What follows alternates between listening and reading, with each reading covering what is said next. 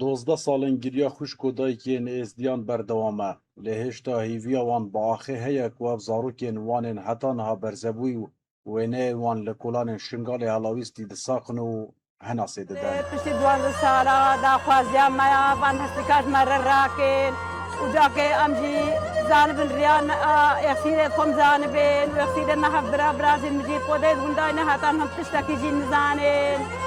خودم مجد جاكي في حكومة عراقي هنج مرة بكرا ما جاكي فاستي كل ما باقي رانا وهنج مرة بكرا وجاكي الفان رزيلو برنغازا برسيانا Li Sêma heşta sala 2014 rêkxerawa teroristiya Daeş dest bi cînosayda Şingaliyan kir û tê de zêdetir ji 8,000 kes hatine cînosaydkirin û hatine revandin.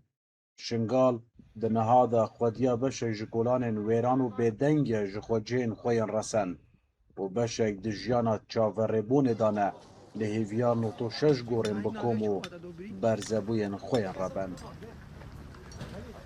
هيفي هيا اف حكومتها نو يكون كاربه حق فان وفان داكو خشكت فيدره هوني بجابه خد بيني بهزاراتا صورته بهزاراتا خوي ضحى يك مسؤولي ازديا بهور بكا تشتكيش ازديا رنا كريا وحمود مقصر ومنظمات كد مقصره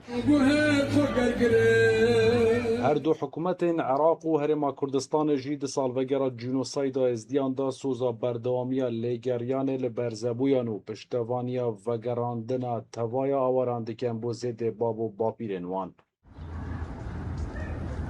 Şingalî dibêjin li cihekî merin lêgelek erzan û jiyan lêgelek giran û helbijartina çûna dervê welat dibîte take penageh. Ji lew di mavê 12 salan de 120,000 êzdiyan koça dervê Iraqê kiriye.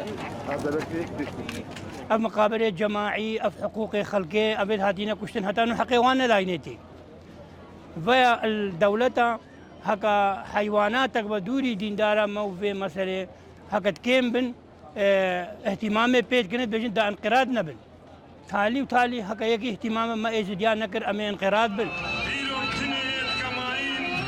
Şingal bajarek ku 2474 berzebûyî li hêviya gorekîne û 2753 zarokên êtîm li hêviya bavekîne û zêndî jî li hêviya jiyanekê. Xetab Emer bo dengê Emerîka. Şingal.